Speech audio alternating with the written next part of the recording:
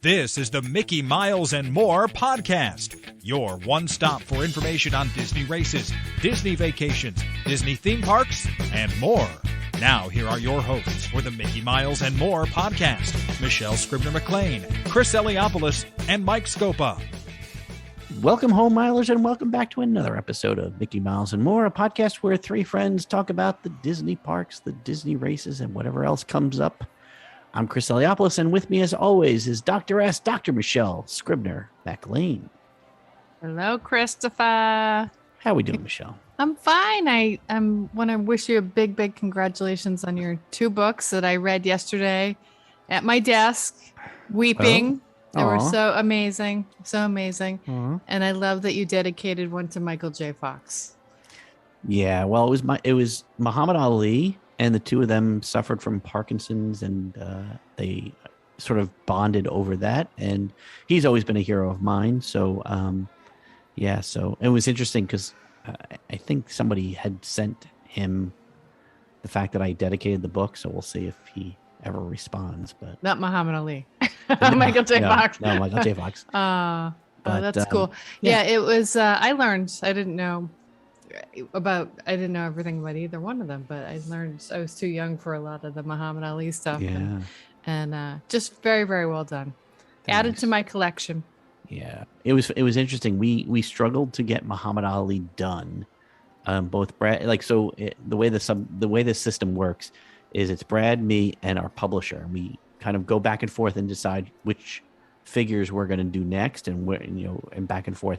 And Brad and I, right from the beginning, wanted to do Muhammad Ali, not because he was a boxer or that he was an athlete, but more about that he stood his ground and he stood up for what he believed. And our publisher was just not believing it too much. She's just like, I don't like the idea of violence. I don't like the idea of somebody who beats somebody up for a living. And we tried to explain to her, and we finally made her acquiesce, and she let us publish the book. And I'm glad we did, especially these times when there is so much negativity towards people of different races and different creeds, that there are people who stand up for what they believe. So I'm glad these books came out. And we also announced that we're going to be doing some fictional books as well. We're doing I Am Superman, I Am Batman, I Am Wonder Woman, which will be coming out the end of or towards the end of this year, September. So keep an eye out. Congratulations. How many of the I Am books are there? Yeah. So currently published, we are at 27. We have 2 scheduled. Dolly Parton, who's made a wonderful decision. I don't know if you saw in the news. So Dollywood is going to pay for the education for any employees that decide to go to school. Even if they only are there for 1 day and they decide to go to college, she will pay for their college tuition. Oh my God, that's Dolly Parton. Amazing. And it goes to show you people with money can do more than they're doing. Instead of flying to space, they can help the people here on Earth. But anyway, and then it'll be I Am Pay as well. And so it's going to be a fun year. But more importantly, the man of the hour, the Dean of Disney, Mr. Mike Scopa, is with us. Hi, Michael. This is the way. Oh, boy. I guess we saw the last episode of Boba Fett. Yes, we did. What was your feeling? Give me your 2-second review.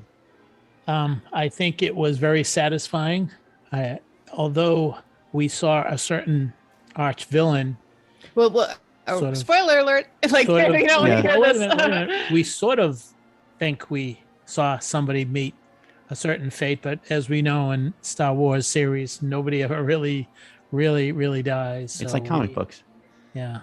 Hey, you know what I was thinking about the ending of that? At the last scene, people were cleaning things up in their community, but I didn't see them moving any of the hundreds and hundreds of bodies that there been all around. Yep. Well, it still is Disney Plus, right? And we got to be a little careful. I don't always understand it, but it's very enjoyable. Did you have questions? You had said you were a little confused by something. Yeah, I was confused about the end, but Mike actually did a web search, and so what did they call that part at the end when they do a little sneak preview that Marvel does all the time? Oh, like a little tag at the end, like a little tag. So there was a little tag that went too fast for me, and I didn't really understand it, but I knew it was the human body repair person Yeah, or that the was creature Right. body repair person. Thundercat ready to do And some I work wasn't on sure. Todd. I knew I identified that person, but I wasn't sure who he was working Yeah. on. So, No. but great. The creatures were really interesting, and The Rancor, yeah. the Grogu, of course, adorable. So, I think Yeah. one of the and Amy things, Sedaris, anything with Amy Yeah. Sedaris, I like. one of the things that we really probably don't notice as much is that the creators of these series, especially Boba Fett, they're really, really very, very particular, and they are very loyal to the historic part of this series, this franchise. There are some things that you really don't notice unless you really dig into it. And Chris, you may understand one of the things. What's his name? Cad Bane Mm-hmm. has a plate on his head, Yes. and he received that. I mean, he and Boba Fett have a long history together, and he received that in a battle many years Mike ago. did a lot of studying today. Yeah. Look at the research into this The dent in Boba Fett's helmet Yeah. is from Cad Bane, Yeah. and there's a whole in this. Wow. I mean, when you really look into it, it's like, oh my God, they're really so detailed. Well, Well- I would like to say that I spent a lot of time with there's a connection. Maybe your kids like this too. I spent a lot of time with my son Liam watching the Spy Kids franchise, Mm-hmm. and to know that Robert Rodriguez, who directed Spy Kids, Mm-hmm. also directed this, I thought was very interesting. Yeah. Well, I will say so. The producers are Dave Filoni and John Favreau, and Dave Filoni did the animated series that this character appeared in, and so apparently there was a aborted episode where you see the scene of Boba Fett and this what's his name, Cad Bane. fight, and Mr. Pointy Teeth He's guy. supposed to be the best bounty hunter ever. right, and so he trained Boba Fett and all that kind of Yeah. stuff, and then they had this battle, and he caused the little shot in the top of Bane's head, and the character's based on an old spaghetti western character. Van Cleef, yeah. Yeah, What's his so name, Van Cleef? so they're pulling from a whole lot of different things. I think the season was a bit of a mess myself. I think the first four episodes were a little bit rocky. They weren't really cohesive, and then they went, oh no, and they brought the Mandalorian in and came in with a great episode. It was Mando 2.5, and then they did fan service on episode 5 with Luke and Grogu, and the final episode was like, let's throw everything in the kitchen sink into this and make everybody happy, which was fine. It was great. I will never complain about that stuff. So for me, it was a joy. But I know for some people who don't know all the history, it gets a little touchy, and you kind of go, "What the heck is going on here?" But I saw there were a lot of memes about one of the characters spinning around. yes, Did you see one of those the today? yeah, one of that the dude that, like, the mechanical guys, the Yeah. gang, for no reason he had to do a spin and take a shot. It was like, dude, really? I'm sure that was a That Rodriguez showed thing. up a Like, lot on Twitter. that'll look cool. Do a spin and shoot your gun for no reason. So anyway, Funny. all right, Mike. So we got a little bit of news to start off with, right? So you have a little bit of upcoming info or anything that's going on that you might want to share with us.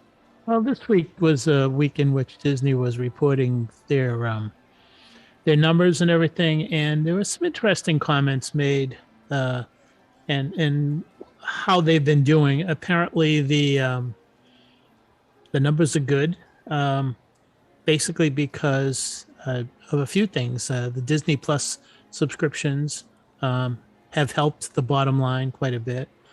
Also, the attendance in the parks is much better than it was last year at this time, obviously.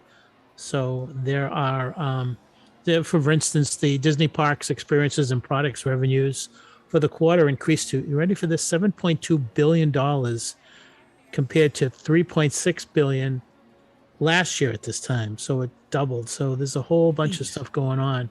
And one of the That all comes from Genie Plus, right? well, yeah. So one of the growth, it says growth was attributed to increase. You know, you may be joking, but listen to this. The actual press release says growth was attributed to increases in attendance, occupied room nights, cruise ship sailings, ticket price rises, and higher guest spending, including Genie Plus and Lightning Lane purchases. So, you know, so It all worked. this stuff. It worked. You know Yeah. what? That's the thing, right? We've talked about this. Like, what were they doing? A lot of people were saying, "Oh, they're trying to make up that money they lost over the last couple of years in closing the parks." So, yeah. And of course, you know, our boy Bob Wait, Ching cha-ching. was talking about Genie Plus, and he, according to him, between a third and a half of those guests coming into the parks are upgrading to Genie Plus.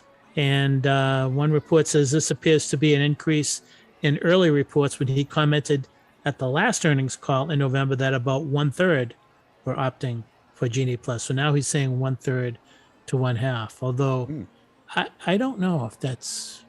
I mean, Look, I based on my trip previously, they were using it because people were getting through. Like you could see that all the lightning lanes were not available, and that doesn't happen unless they're using that stuff. So people are using it. Again, like I've said it before, like they're gonna offer it. People are gonna do. Some people are gonna say, "I'm coming here for once every 4 years. I don't care what I'm spending. I'm gonna do it."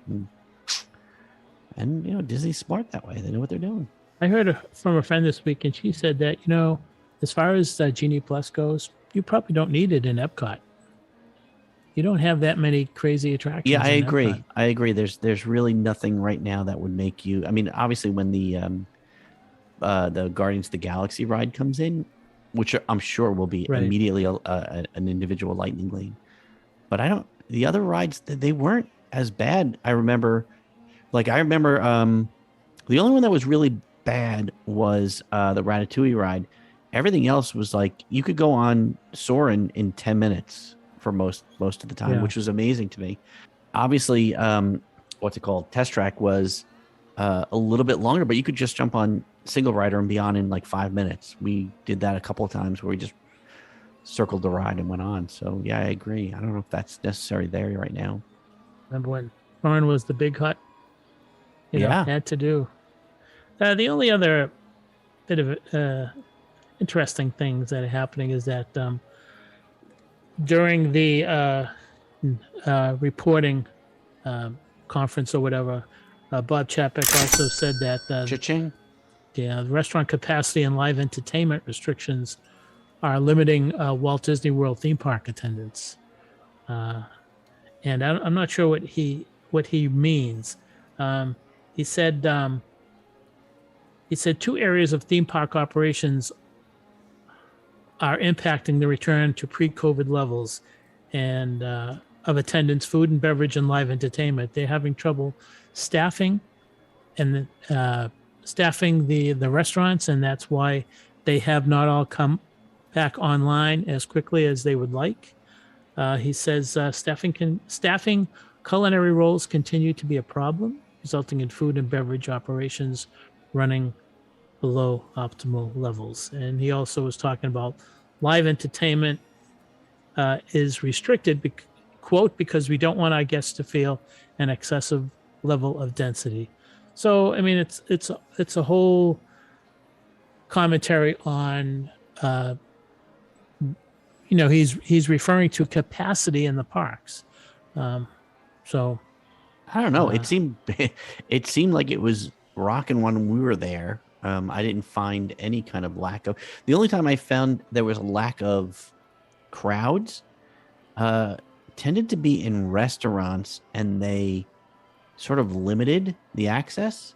Like we were at Via Napoli, and people were walking up and asking to just walk in, like make a reservation, like right then and there, like just sort of put their names in, and they weren't accepting any people who weren't already pre-registered. And then we went in there, and there were so many empty tables. So my feeling was they were purposely trying to limit the capacity inside of the restaurant. Same thing with Mama Melrose. There were a lot of empty seats around us. So again, I don't know if that's because they're trying to limit how many people are around, or they don't have the staff. Because again, you go to Via Napoli and it was like Cheryl from, Fort Lauderdale. Like, you're not getting anybody from Italy serving you there. So, Well, we'll leave the news with this last quote from him. He says the self-imposed, this is his words, the self-imposed capacity constraints are really a function of our food and beverage sort of mitigation, if you will. But the second one is live entertainment, and we're working towards restoring both of those so that we can get up to something that would be more similar to what we've seen in the past in terms of the number of people we put into our parks. And now listen to this.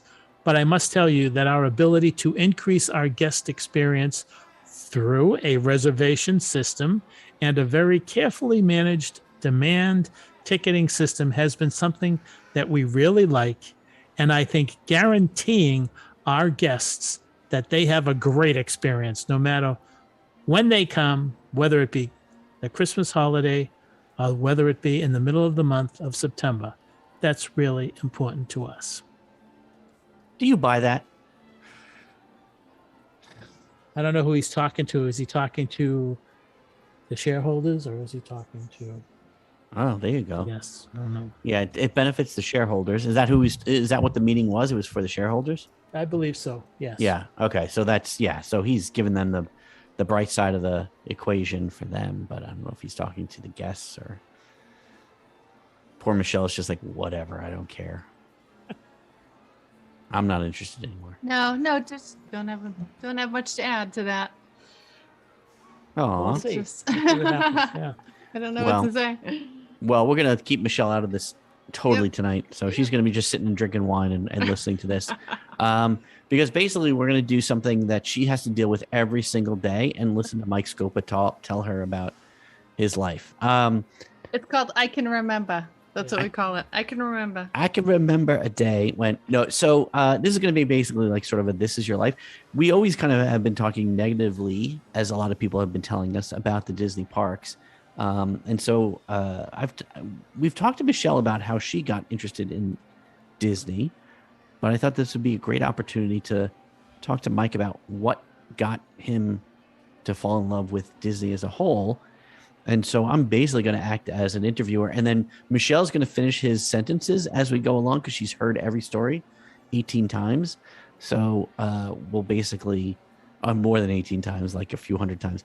But I thought it'd be interesting just to see like what got Mike to this point. So, Mike, let's start off in the beginning. What was the first Disney thing, movie, TV show, thing that you experienced as a child? Well, I grew up in the black and white TV era, and there was a lot of, during the mid 50s when Walt started getting into television, there was a lot of things that I remember watching on television that really got me involved in Disney. I mean, there was the Mickey Mouse Club, Spin and Marty. They had series on there, Spin and Marty, the Hardy Boys. What else? Annette, Funicello stuff. There was a whole bunch of the hormones stuff. kicked in, right? Yeah, the hormones. One of the biggest ones was Davy Crockett, Fest Park of Davy Crockett. I mean, I was very young, and I remember watching that and really just spellbound. 20,000 Leagues Under the Sea, the movies that came out. One of the biggest was Zorro. I just loved Zorro, and to this day I could watch Zorro over and over again. I always wondered if Zorro had some magic powers. He might have been my Batman before I really discovered Batman. Right. I really was surrounded by Disney all around. Were you aware of the parks at this time? When were you Well, born? Sorry to make you old, but when were you? Disneyland was not there. I mean, I was born before Disneyland was born. So Okay. Then Disneyland came up, and of course, The Wonderful World of Color and The Wonderful World of Disney was on television every Sunday night, and I watched that. They were all Were you kinds aware things of the going- park? I was aware of Disneyland. I was not aware, obviously, when Walt Disney World opened. I mean, I was aware of that too. Mm-hmm. It was in the 8th grade that I wrote I had to do something for my World Affairs class when I was in junior high school, and I wrote about the 1964 World's Fair. And obviously, part of that was Progress Land with Walt Disney and General Electric got together. And but I didn't really go to Walt Disney World until 1975, and went there, and there were things that happened on that trip that I think sort of lit the fire. And I think that one of the things was that it was the first time, and it has happened several times since, that I was in, it was just the Magic Kingdom back then. Mm-hmm. I forgot what day of the week it was, and I didn't care. And I thought, wow, there's something that's pushing me, that's pushing my mind and getting all my stress flushed out of my system, so I don't really worry about the day and the time, and in our lives we worry about that. Do you remember how old you were at this time? Did you have kids? No, I didn't have kids. It was 25, 26. Okay. And I think at that point, that was when I started feeling, and I created this, I coined this term, the Disney zone. Mm-hmm. And I eventually, down the road, 20 years later, I wrote about it on Mouse Planet. And yes, I did. You did, but it started with digital. Well, yeah, but I'm talking about the Disney Zone was since Okay. 75, and I wasn't with digital at that time. Mm-hmm. And so I'll fast gotta- forward. I'm just saying that, like, if we're talking in a linear way, your next step is not Mouse Planet. It's Right. Nobody's saying, but he's just referring that he wrote about this Disney moment Right. later Right. on. sorry, So- Mike, it's your life. I shouldn't be editing So it. no, but what my point is that's when the seed was planted, the Disney Zone. The cleanliness of the park also made a big difference. All the cast members, the spontaneous entertainment. It was just an escapism that I had not experienced in my life. So wait, so you never went to Disneyland as a child? No, never. So My you never. parents couldn't So afford what it. prompted you to go to the park at this point? Like what? Like did you just go, oh, we should go see the park, or we should go on a vacation and it happens to be like I know when I was a little kid, my parents just took us because they wanted to take us because we were kids, and then as an adult, I wanted to take my wife to show her off. What prompted you to decide this is the thing you wanted to do this year?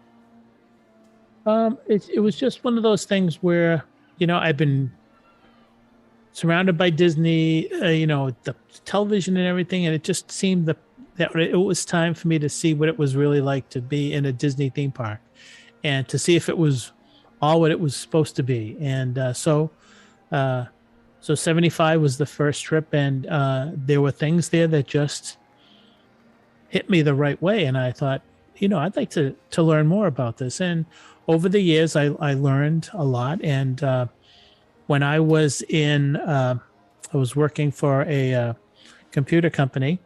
It was sort of like Lotus Notes, for those who remember Lotus Notes. We had things called a notes system, and one of the moderators asked me to help be a moderator for a Disney notes file within the company, where people would join in. I mean, we had notes files for all kinds of things, hobbies and everything. And so I started doing that. And then I went to Walt Disney World one year, and I decided to really journal everything that I did. And I wrote it in very, very, very distinct and detailed words. And I just told everything I did. And when I came back, I would write, we all wrote trip reports in the company, and we shared them. And then there was something called the internet that came around. And on AOL, there was a Disney chat. And I remember saying, gee, I really would like to get into it. And so it was every Tuesday night. It was maybe for 1 hour, and there would be people chatting. and I was chatting, and I was talking about my trips and everything. And at that point, there was somebody on there, and his name was Brian Bennett. And Brian contacted me, and he said, I can't get over how detailed your descriptions are when we're on the chat. How is that? And I told him that I had, just kept a journal and a trip report and everything. I wrote everything down that I did, and I reported it back. And he said, I'm getting involved with some people, and we're putting together a website. And would you consider joining it? And I said, sure, why not? And it was called DVC Clubber. And it was just Brian and me just talking about trips and everything. Eventually, that was joined with people on the West Coast, Mouse Planet, and I became a chief contributor with Brian on all things for Walt Disney World. And from there, things have just ballooned. I got more and more involved, doing interviews with people, doing book reviews. I got to know a lot of people, got to know a lot of cast members, got to know a lot of people out there. There's names I won't go through because there are so many, and there are a lot of people who would recognize the names. And I'll tell you, Chris, it just became more and more interesting because I found out how they did things. I was real curious how they did things. And I liked the idea of the escapism. Right. Getting back to the Disney Zone, I wrote something called the Disney Zone. And one of the things that I'll always treasure is that when Roy Disney had his issues with Michael Eisner, and then he put together a Save Disney site, my Disney Zone article appeared on the front page, the homepage of Real Disney. That was Roy Disney's site. And I'll never forget that. I thought, oh my God, and my guess is that I captured what maybe he and his brother, or he and his uncles, I should say, not this is Roy Disney Jr. Right. Maybe this is what they wanted their guests to experience. But it's a real interesting journey, and it continues today. Although obviously there are things that we're all bothered by, and right. There's still some magic in there, and there are a few things that I see from time to time that really brings it home. And I've talked about this on this podcast and other podcasts, things like Illuminations and things like Mickey and Minnie's Runaway Railway. Really, right. Well, let me so go. that's kind of it now. Let me go back a little bit because you kind of zoomed right through all the because otherwise we'd be here forever. Well, I want to go through a few things. So you go in 75, you visit Walt Disney World, you find that zone. Is there a moment when you say we need to go back next year, or do we have to go? Was there a moment where you said, people were asking me, why do I enjoy Disney World? And for me, it was, so I won't call it the zone, but what it was is it kept me busy without doing anything that was work related. And yet, because I can never sit still. And so I'm seeing with you, you felt like it gave you something that, say, going to a beach doesn't give you. So at that moment, when did you decide you wanted to go back again? So as I had said, it made me forget all my troubles, all my stress and everything.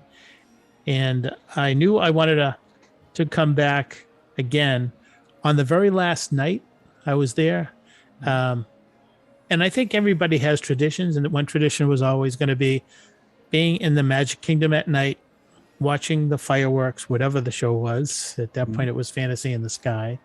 And I remember thinking about the days I was there and how much fun it was. I just didn't worry about, the things we go through every day in life. Didn't have to worry about being this place and doing this job and worried about this, worried about that. And it just took that worry away. And I remember saying to myself, it's kind of corny, it's kind of cheesy, but I remember standing at the end of Main Street USA in my last night, watching the fireworks, and then saying, thanks, Walt, because this experience at least gave me a little bit of a respite from the the craziness of life. Yeah. And at that point, I said, I have to come back because I want that feeling again. I need that break. That was your drug. Yeah, that was my drug. And I got to say one more thing.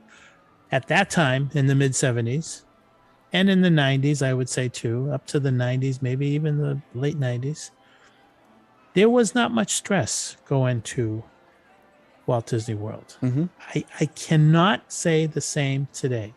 And I think the big challenge today for me and for everybody is to figure out how to do that. I think Michelle has figured out how to suppress the stress, but I haven't figured it out all the way yet. Well, I don't know. I think that's also a state of mind. You can choose. Like our last trip, we tended to just say, we're not going to care about the attractions. We're going to go around and enjoy ourselves. So you can set your frame of mind. But I really want to get back and get a little further. So you're moving on in life. You love Disney. Maybe you're going once a year. I don't know what it is. Are you finding that you are watching more Disney movies? Are you watching more TV shows? Are you doing a lot of history? Like, are you because the internet is probably coming up, not till like into the 90s, but are you like in the 70s and the 80s? Are you doing any research on Disney? Are you like reading books? Is there anything that did you feel the need to go beyond of just the parks? Like you wanted to learn about movies, or you want to learn about Walt, or did you read any books on him? Yeah, there were some in the late 80s and early 90s, I started becoming more curious in terms of the Disney company. Mm-hmm. And how things worked and how they moved from the West Coast to the East Coast. So I started to read as much as I could. When I did get into the I was doing a blog, 2 blogs a week. I was doing a special newsletter once a month. I needed to find more content, and my curiosity and my desire to learn prompted that to the point where I was getting a lot of detail and I was learning more. And the more I found out, the more I wanted to find out, because there were things that I thought, wow, this is really cool. And now I know why I like this. And so, yes, a lot of reading, a lot of talking with people who wrote the books on Disney. Mm-hmm. And I got a chance to talk with some very, very cool people and do some interviews. And it got to the point where it almost engulfed me. I became so involved in it. It almost became a job, and I didn't want it to become a job, but I didn't want the enjoyment to be pushed out of my sense of joy, because it was something that I had to do. But it was really really fun. I had a lot of I've been blessed. I've been really lucky. I've been able to experience a lot of things that a lot of people haven't. Right. So, it's been good. Do you want to talk about your writing, like how you got into Mouse Planet? And yeah, I want to hear like your podcast. Well, that wasn't this podcast. So when you think about, you hooked up with Mouse Planet, right? So why don't we start from there? You got hooked up with Mouse Planet, right? Now, was Deb in charge? Is that who was in charge of Mouse Planet? No, Mouse Planet was Adrian Vincent. I forget. We called her AVP, and I actually signed a little bit of a contract. I actually own shares of Mouse Planet, and I just did. A couple of blogs and a special newsletter every month. Mm-hmm. And one day, and I don't know how I got hooked up, the person with whom I was doing my travel asked me to attend something that was being started, and it was called Mouse Fest. And she invited me down to Walt Disney World. And it was being run at that time by, I forget, Mary, who used to do Mouse Savers. And so I met a whole bunch of people on that day. I met Len, and I met Deb, and I met a few other people, and Len, Testa, Deb Wills, and Mary. I forget Mary's last name. Sue Pisatoro from Small World Vacations, Right. and I believe Becky was there too. So we're talking a long time ago, and Len came up to me, and Bob Sellinger, who wrote the Unofficial guide. unofficial guide. So Len and Bob pulled me aside, and they said, you wrote a story on Mouse Planet about how you fell asleep behind the castle and you woke up at 2:00 in the morning when the park was closed. And they both said, you had us. We thought you really were there, and it was just a dream and everything. So I became friends with Len, became Mary Waring. Thank you, Michelle.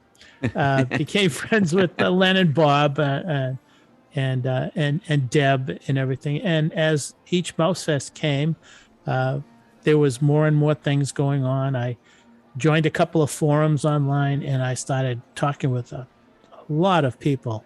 Eventually, Deb Wills and I are very, very good friends, and Deb asked me to consider writing for All Ears at the time, and I decided, sure, why not? Mouse Planet was very good to me. Hopefully, I was good to them, and but with Deb, I wouldn't have to write as much. Maybe it was fewer things, but a little bit more deeper. And I also thought that there was a possibility with Deb's connections I could get more content. So I started taking that on, and of course, Mouse Fest was part of it too. I love how Michelle's just handing you notes as we go. Yeah, because Michelle, let me conduct this on. interview, please. Can I just talk to him without you just interjecting? So eventually, and a lot of people out there probably know this. So when I was in Walt Disney World and doing research, and Len calls me up and says, "Hey, would you like to do a podcast?" I said, "What's a podcast?" He said, you talk on the internet and you record it, people listen. And so he was talking about this guy named Matt Hotchberg and Mike Newell and stuff. And I said, we'll try it. So we met together and we said, let's give it a shot. And all we wanted to do was just have fun talking about Walt Disney World and Disney Cruise Line and Disneyland and all things Disney. And it really became fun.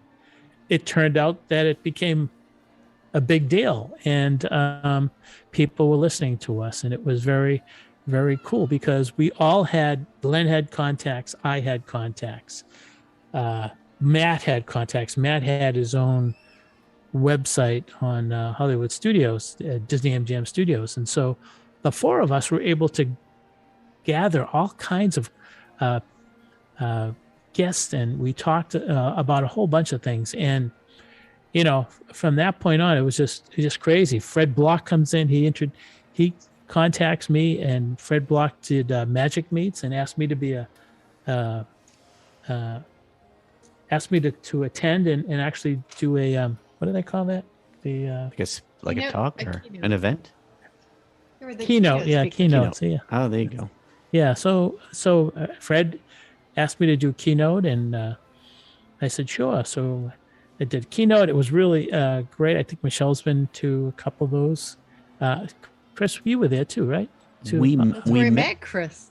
We met Chris there. Well, so that was going to be my next question to you. Do you remember how we first got in contact? With Len. Yeah. Well, through no. Len, right? So okay. So It's an Italian restaurant. no, Becky. no, Yeah, no. it was. We went out in to person. In person. But I'm saying the first time we were in contact, I had just moved into this house that I'm in now, and I was walking, and podcasts had just started. And I was searching for Disney podcasts, and I found WDW Today, and I was listening for a while, and then you guys were looking for questions. One of my first questions, the first question I had for you was something that you took to heart. It was a question about what is the cutoff between buying tickets for the parks for your trip versus an annual pass. What's the cutoff? And that like turned into a full episode for you guys. Like it was like a big thing. Like you kind of did the numbers, but that was actually me. And I was like, and when you guys, You're the one. yeah, but that was the one that set you off. And I like was listening. I loved that show. I thought that you, all four of you had different personalities, different takes. Like Len was the statistician. You were the one with the heart. Matt was sort of like the Spock character. He was sort of logical in the middle. And Newell was just sort of Scotty, keeping it all together. You know, like it was sort of like the Enterprise. And it was an amazing experience. And we met at Fred Block's Magic Meet in Pennsylvania. And we went to dinner. So the funny part, Michelle, if you remember, we met at the event. We introduced ourselves, but I was meeting so many people. I don't know if you've ever been to these kind of meets, like the people listening. There are so many people you meet, and it's hard to keep track of everybody. And so Michelle and I had met, and then we went out to this restaurant nearby, and you guys were all sitting around a table, and I reintroduced myself to Michelle. Hi, nice to meet you. My name is Chris. And you were like, yeah, we met earlier today. And I felt like a jackass, but yeah, that's my role in our relationship, Chris. Yeah. Make you feel like a jackass. Well, thanks. You and my wife. That's like the two of you. That's your jobs. But so Mike, I even beyond the fame and sort of like the stature that you got from the podcast, was there a moment that you felt like Disney had turned into a job for you? Wow. So, that was just like pause for laughter. I think we have to take a step back and say, what did I want from all of this? Yeah.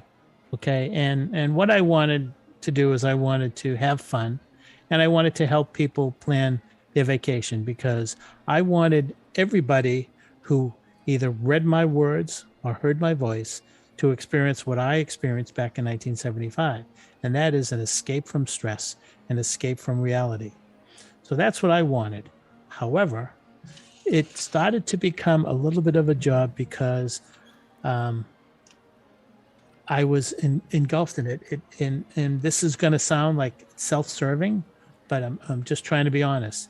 It was getting to the point where I had a really,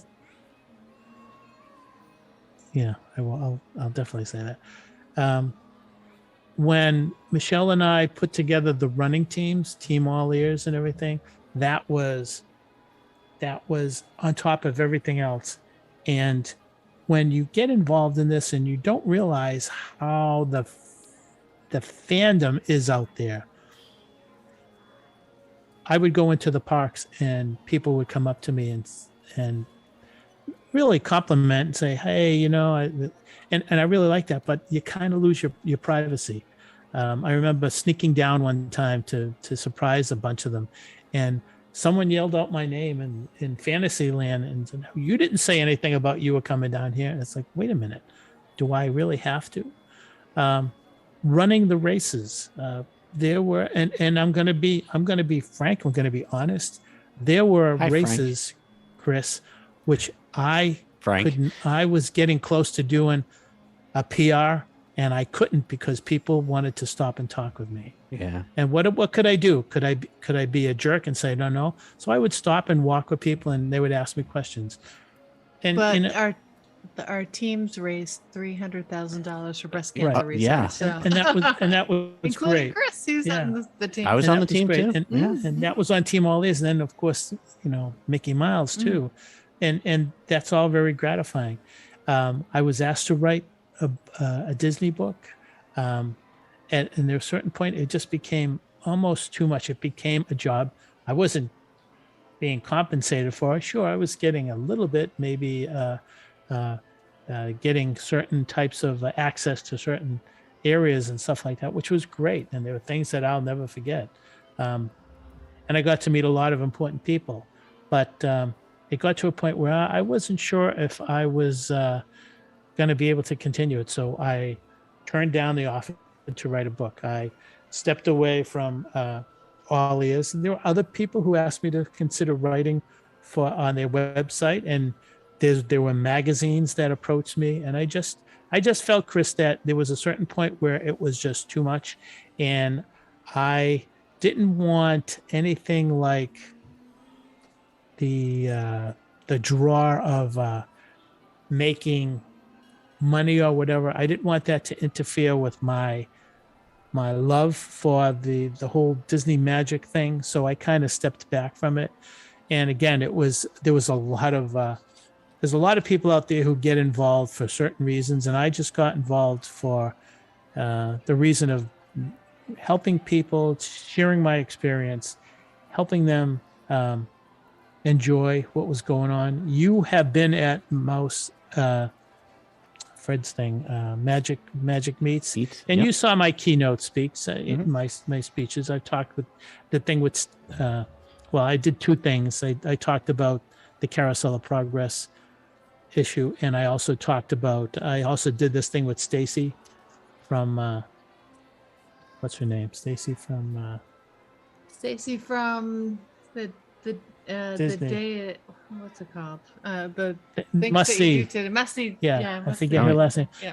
Everybody thought she was going to come out from the curtain. That made everybody happy. Right. And you get paid for that. We paid when wasn't that her name? Yeah, Stacy. Yeah. And I totally off the top of my head. So and Michelle can tell you, we paid our way for everything. We didn't get, and we wanted to be like everybody else, but it was fun. I think that I have been rewarded with great friendships, like you and Michelle and so many others. I still get recognized in the parks. And that's very nice, but I'm not looking for fame. I'm not looking for fortune. I just want to see people happy. So that was the whole purpose. And I know I've rambled on. No, I'm going to give you a couple more questions before we finish this up, but because we're doing This Is Your Life.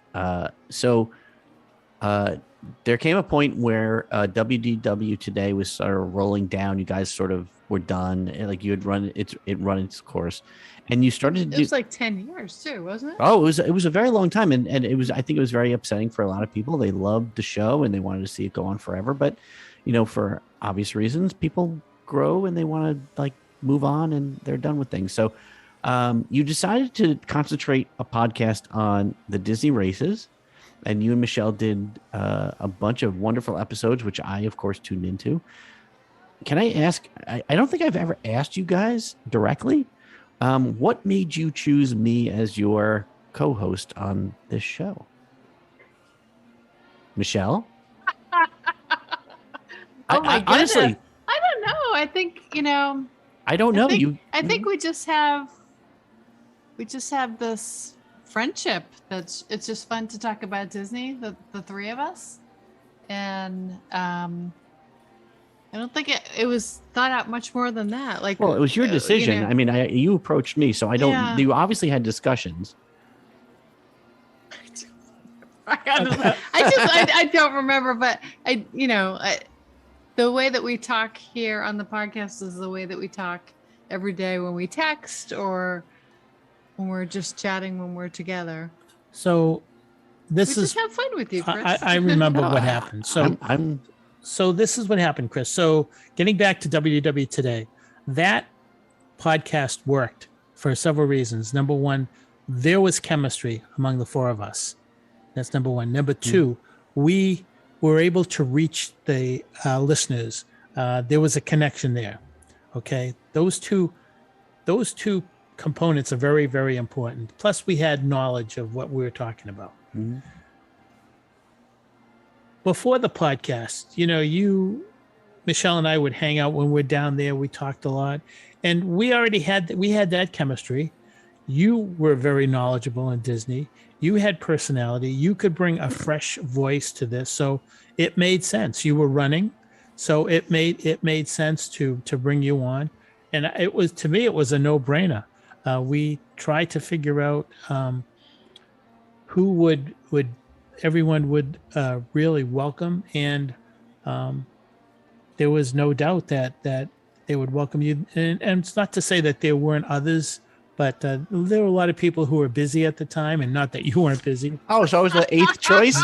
Is that what it was? No. Right, I mean, get it now. I got it. You didn't let me finish. You didn't let me finish. Oh my God. No. Let me finish. You were busy too. Uh-huh. You know, a lot of people were busy, and you were among those busy. But of those, we thought you were the chosen one. It's not saying that. No, I'm totally busting your chops. know. He's the chosen one? Is that what I you am. just said? I am the chosen You one. are the chosen one. Well, I always feel like I bring such negativity to these things. I always wonder if like you needed somebody that was positive. I will say the great thing about the WDW Today podcast was it felt like a sitcom. You all had your own personalities. You were not in real life like you were totally on the show. There were definitely parts of your personalities that came across. I would disagree with that. No. Like, look. Oh, they were exactly. They're Not exactly always. like they Not were. always. Not always. Like I I feel like. What would you say, Mike?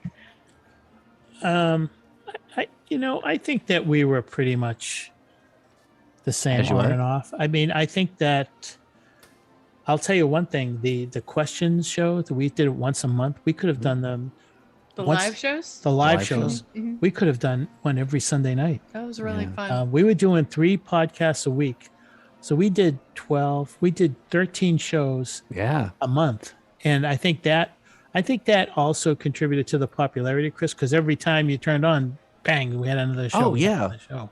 That 3 You know? times a week was like, it was a joy for me. Like I would be going out walking. It was such a wonderful experience to know that I had like 30 to 40 minutes of podcast to go on a walk for. So it was like tune in television, right? It was sort of like, this is what I'm waiting to hear. And you guys were wonderful together. They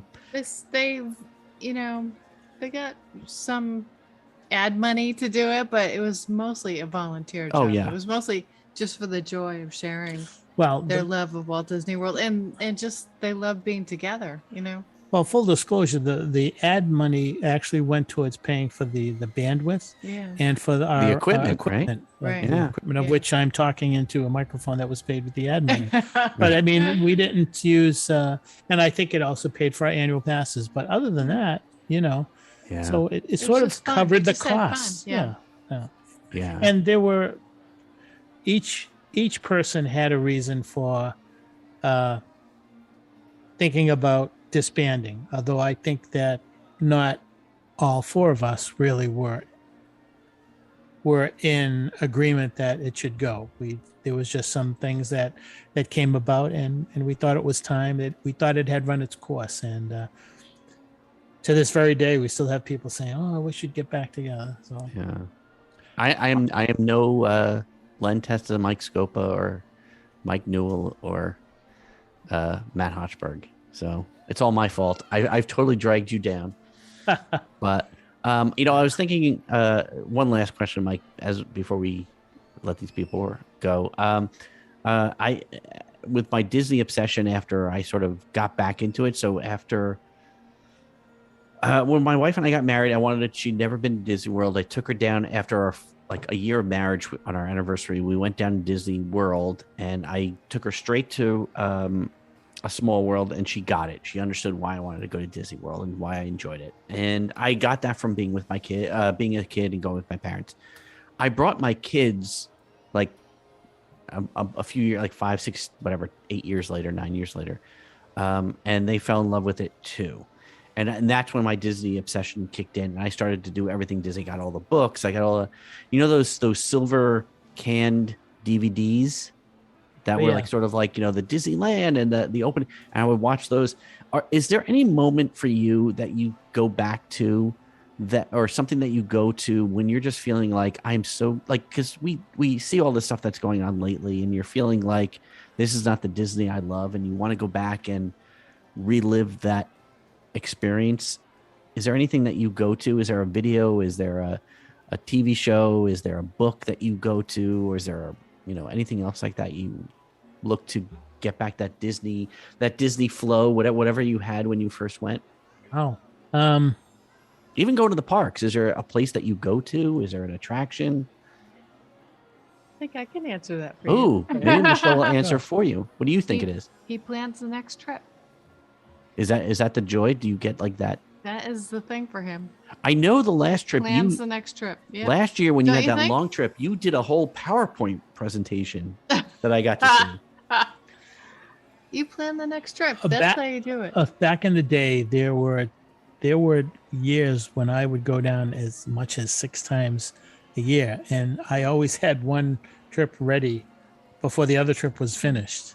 So I think that's possibly one of them, Michelle. I think what Chris is trying to say is like, if I go down there with everything that's going on, where is it within that resort that I can go and say, this is what I remember. Or at home, you could watch a video, or it doesn't really matter. Yeah, I think that it's very hard. I think that so much has changed that I do have to go to YouTube, maybe watch some old parades. Remember the Magic Parade, Wishes, fireworks, things like that. One of the things that I really remember, one of the most, probably one of the more fondest, what do I want to say? Most fond? Just the fun. Just the fondest, the fondest memory I have. I think it was 1990. I remember walking through Fantasyland, and all of a sudden, spontaneous entertainment, which we really don't see anymore, the All-American College Band shows up. And there's about, I don't know, 10 musicians. And there are 2 people who aren't musicians, but they're sort of like cheerleaders. They formed a circle, and so half the circle was, it was intermixed with the band members and guests. And they were playing songs, and these 2 cheerleaders were dancing in the middle, and they said, we're going to play a game, and they were playing television series themes, and we had to guess them, and it was like we were mingling with the cast members, and everybody was having a good time, and it was spontaneous. It was just fun. Everybody joined in, and everybody was smiling, and I miss that. We don't have that anymore. We don't have a lot of the things that we used to have. Of course, people move on and such, but that would have been something that would really make me feel that magic. That's not there anymore. Walking through World Showcase and a couple of musicians would come up and play. It's not like it used to be. The Bubble Boy, it was a Bubble Boy in World Showcase one time. Not anymore. The double-decker buses in World Showcase in Epcot, you guys maybe not remember that. There's a lot of things that are just gone. The spontaneity, I think, was part of the magic, and I don't see that anymore.